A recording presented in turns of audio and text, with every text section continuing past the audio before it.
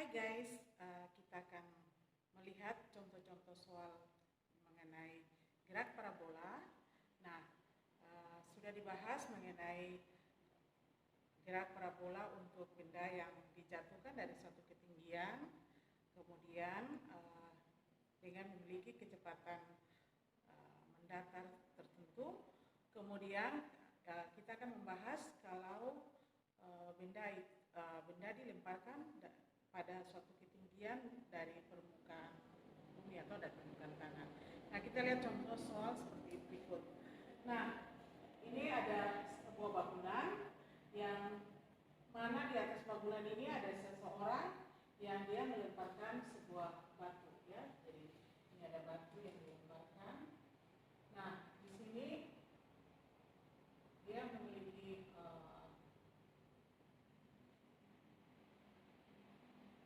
sudut, yaitu sudut alfa sebesar 30 derajat dan kecepatan awalnya adalah 20 meter per sekon.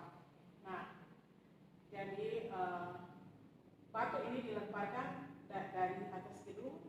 Nah, tinggi orang digabung dengan tinggi gedung ini adalah 45 meter dari permukaan tanah. Nah, sekarang mau ditanya berapa lama batu itu tiba di permukaan tanah. Jadi waktu dilempar, batu ini tiba sampai di mendekati tanah ini waktunya berapa? Kemudian bagian B, tentukan besar kecepatan total. Jadi kecepatan total itu artinya kecepatan dari ke arah sumbu X maupun ke arah sumbu Y pada saat batu ini akan mendekati tanah. Kemudian yang C, tentukan jarak horizontal. Jadi jarak dari bangunan ini ke batu itu jatuh, jaraknya berapa. Nah, kita bahas yang bagian A dulu. Nah, bagian A ini kita akan membahas berapa lama batu itu jatuh, ya. Jadi waktu batu itu mendekati tanah. Nah, kita menggunakan persamaan apa? Nah, persamaan yang kita, karena ini akan pertanyaannya mengenai lama atau waktu, maka kita mencari persamaan yang ada mengandung unsur waktu supaya cepat untuk menyelesaikannya. Nah, di sini kita sudah tahu kecepatan awalnya itu 20 meter per sekon, sudut yang dibentuk adalah 30 derajat terhadap horizontal, dan juga ketinggian orang dan gedung itu 45 meter.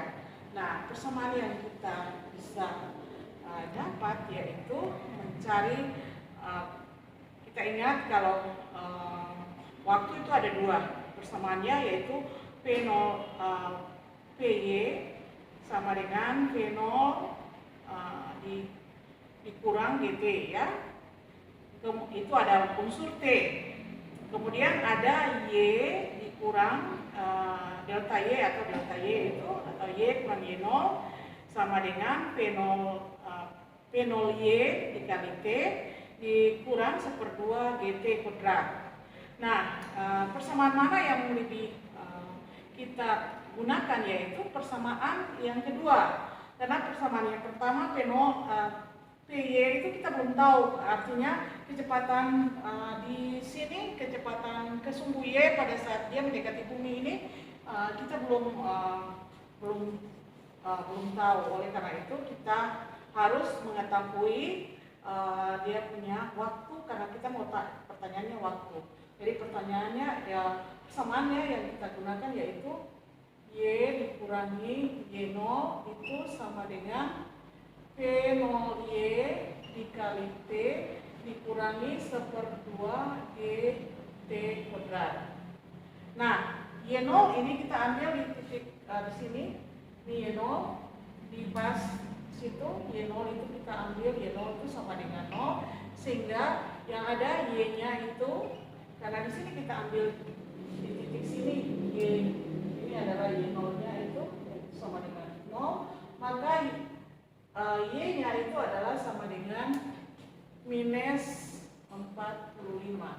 Jadi minus ini artinya dia di bawah titik 0 ini, ya. jadi negatif 45. Nah, kemudian kita menentukan V0Y. V0Y itu kita bisa hitung dari mana ya. Jadi kita perhatikan karena dia ada membentuk sudut di sini. Oleh karena itu kita ingat V0Y itu sama dengan V0 sin alfa. Nah, V0-nya adalah di sini bisa tulis V0-nya itu sama dengan 20 meter per sekon dan G kita ambil sama dengan 9,8 meter per sekon pangkat 2. Nah, sebelum Ibu jelaskan lanjut, contoh soal ini terdapat di buku Sherway. Nah, ini Ibu jelaskan dia untuk dia yang ada soal yang ada di dalam buku Sherway tersebut. Nah, V0Y sama dengan V0 sin alfa, berarti 20 alfanya itu sama dengan 30 derajat, berarti sin 30 itu sama dengan setengah berarti 10, berarti V0Y itu adalah 10 meter per sekon ya. Sehingga kita bisa dapati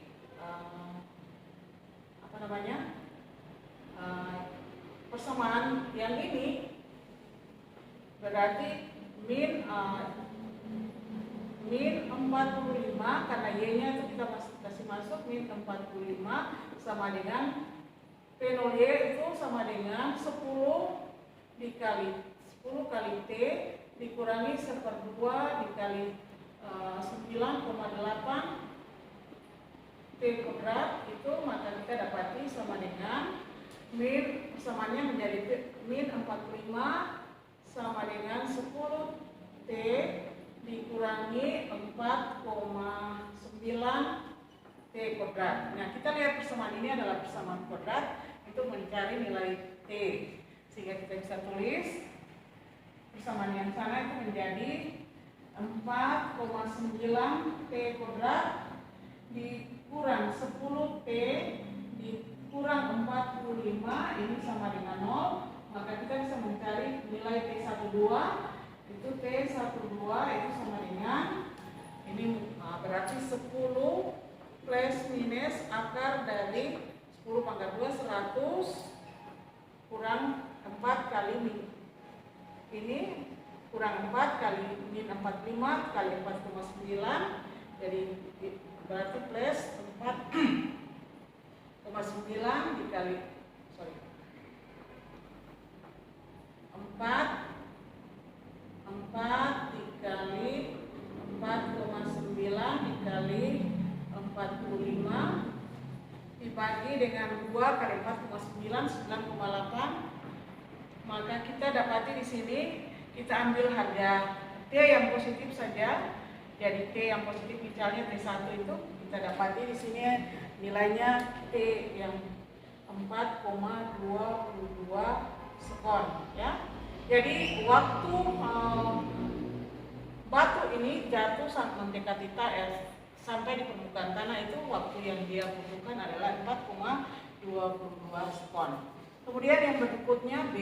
Bagian B ini berapakah besar kecepatan total batu tersebut pada saat akan mendekati tanah. Jadi di sini ada dia punya kecepatan Vx ini diambil di sini saja ya.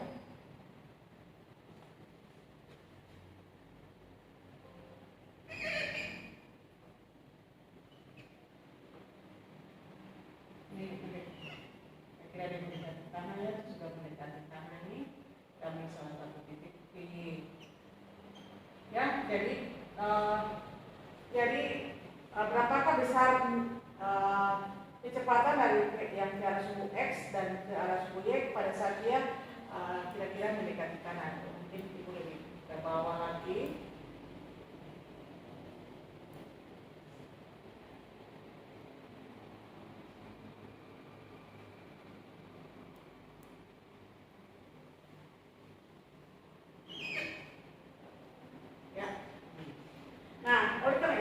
Mencari Px-nya dan Vy-nya.